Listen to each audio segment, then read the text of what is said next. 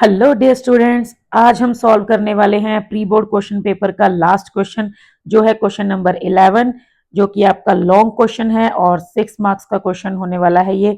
ठीक है, तो हम देखेंगे कि इस क्वेश्चन का आंसर हमें कैसे लिखना है, किस तरह से जनरल लाइंस को एडजस्ट करना है और कैसे जो है वो मतलब जो वर्ड्स हैं उनको यूज करना है। ठीक है, तो इससे पहले आपको ये बता देती हूँ कि मैंने इससे पहले जो लास्ट वीडियो अपलोड की है, मतलब इस वीडियो से पहले जो कल वीडियो अपलोड की थी, उसमें मैंने आपको क्वेश्चन नंबर 10 करवाया था और उसमें मैंने आपको डिटेल में समझाया था कि जो लॉन्ग क्वेश्चन है वो कैसे लिखते हैं, लिखते वक्त किन किन चीजों का ध्यान रखते हैं और मतलब उसमें मार्किंग स्कीम वगैरह भी दिखाई है। तो अगर आपने वो वीडियो अभी तक नहीं देखी तो पहले वो वीडियो देख लीजिए ताकि आपको इजीली समझ आ जाए कि हमें लॉन्ग क्वेश्चन करना कैसे है।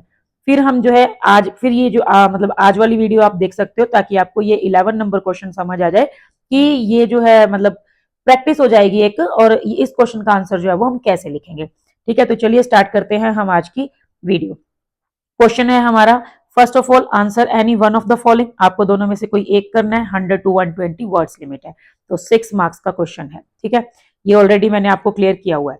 सो फर्स्ट क्वेश्चन, सबसे पहले हम देखो, सबसे पहले हमें करना क्या है, हमें दोनों ही क्वेश्चन ध्यान से पढ़ने हैं। क्लियर।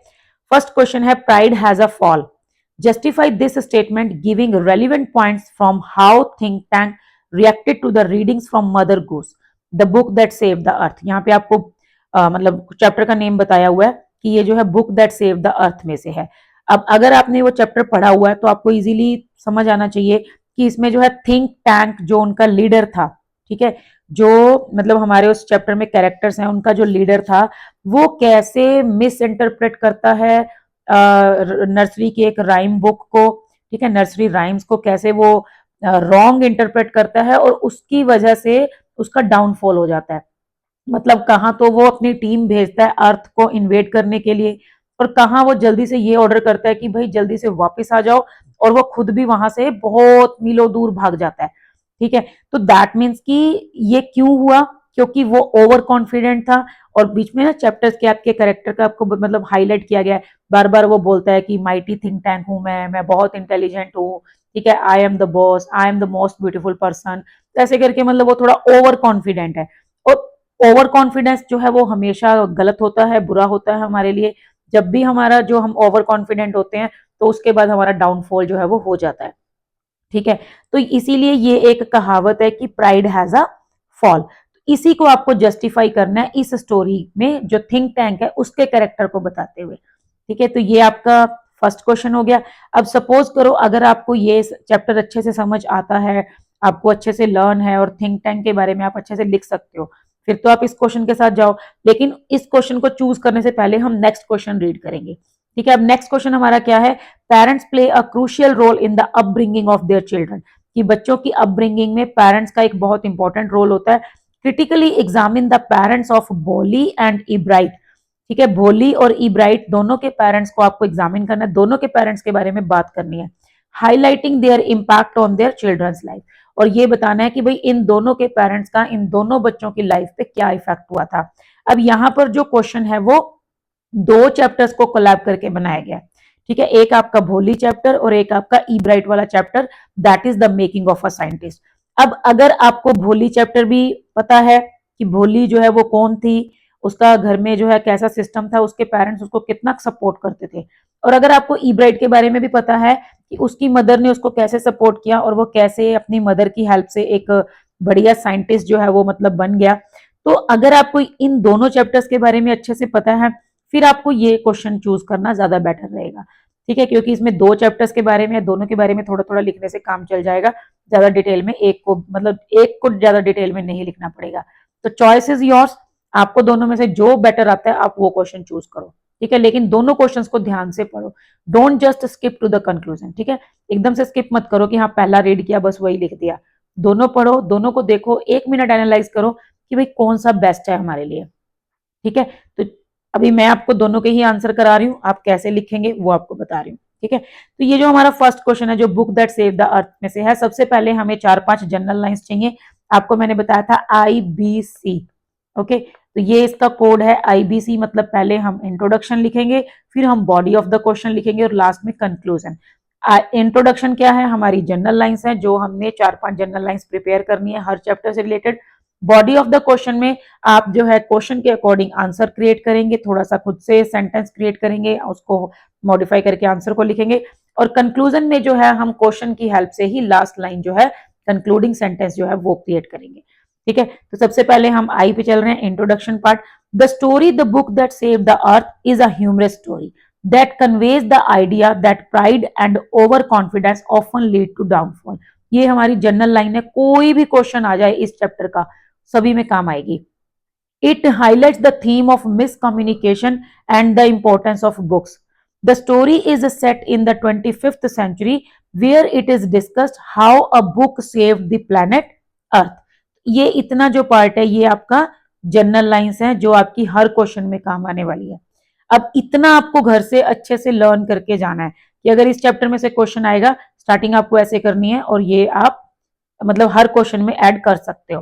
ठीक है, अब इसका मीनिंग क्या है, मीनिंग बता देती हूँ कि जो स्टोरी है बुक दैट सेव द अर्थ, ये एक ह्यूमरस स्टोरी है क्योंकि इसमें काफी ह्यूमर एलिमेंट है, बार बार हमें हंसी आती है।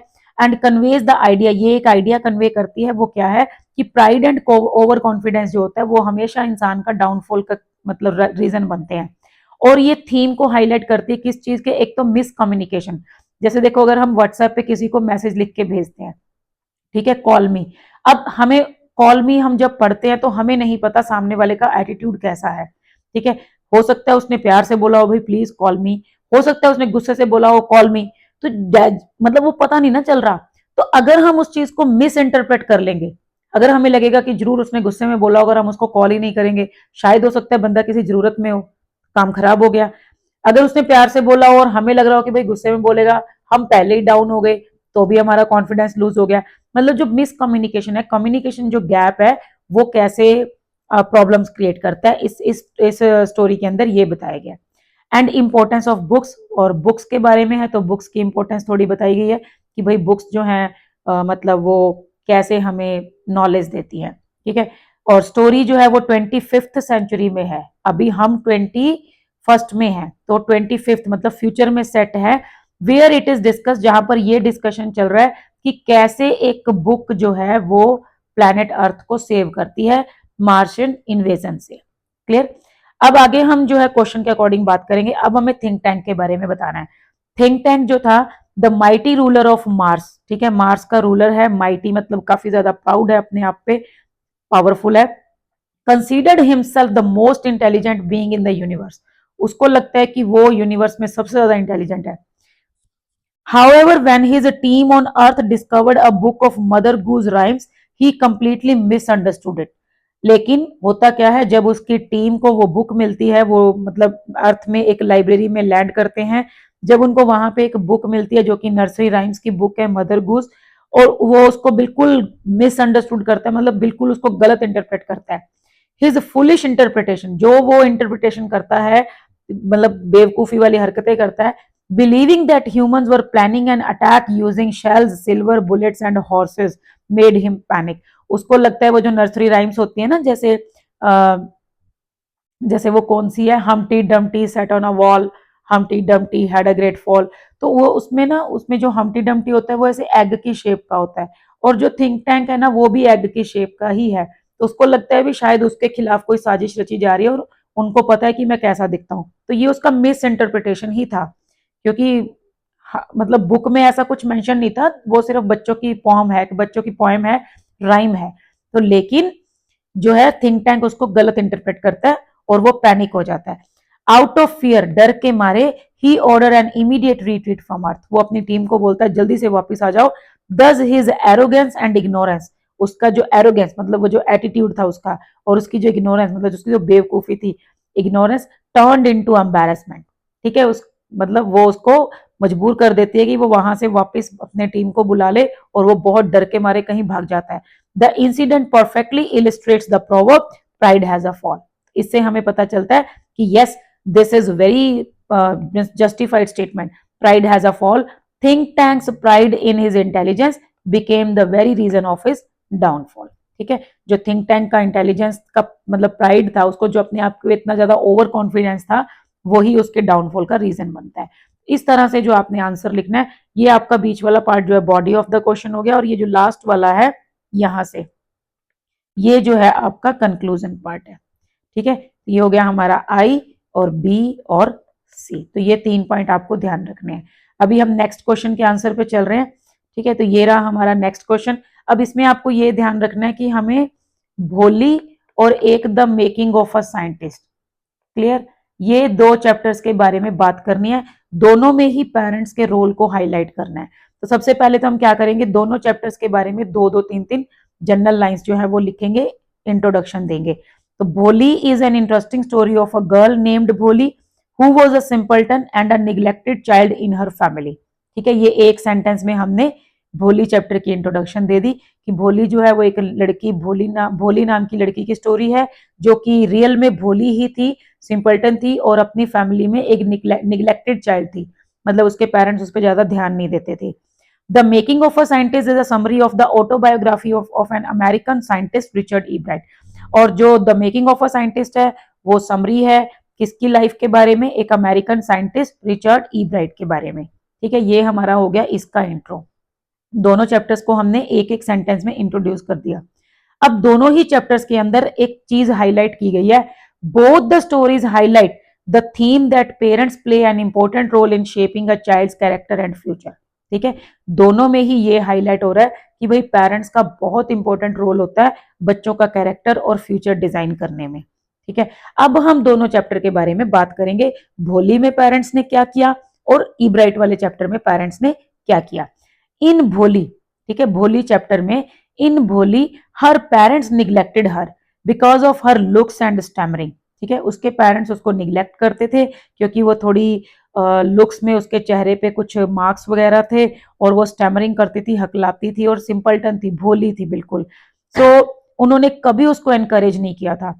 दे नेवर एनकरेज हर एजुकेशन और confidence until the teacher change her life. ठीक है, उसकी जो लाइफ में चेंज आया था वो एक टीचर की वजह से आया था। टीचर ने उस पर अपना कॉन्फिडेंस दिखाया, उस पर अपना मतलब उस लड़की को इतना कॉन्फिडेंट बना दिया कि वो फिर सही से बोलना भी सीख गई और वो समझदार भी बन गई, एजुकेटेड भी हो गई। लेकिन पेरेंट्स ने कोई रोल नहीं निभाया, पेरेंट्स ने उसको इग्नोर किया, उन्होंने कभी उसको एजुकेशन के लिए एनकरेज नहीं किया और कभी उसका कॉन्फिडेंस जो है वो बिल्डअप नहीं होने दिया। हमेशा उसको फैमिली में ऐसे इग्नोर करते थे, बोलते रहते थे तेरा कुछ नहीं होगा, तुझसे कौन शादी करेगा, है ना, उसकी एक बूढ़े के साथ शादी फिक्स कर देते हैं। तो पेरेंट्स उसको सपोर्ट नहीं करते थे। On the other hand Ebright की जो मदर थी, Ebright's mother in the making of a scientist was supporting and nurturing.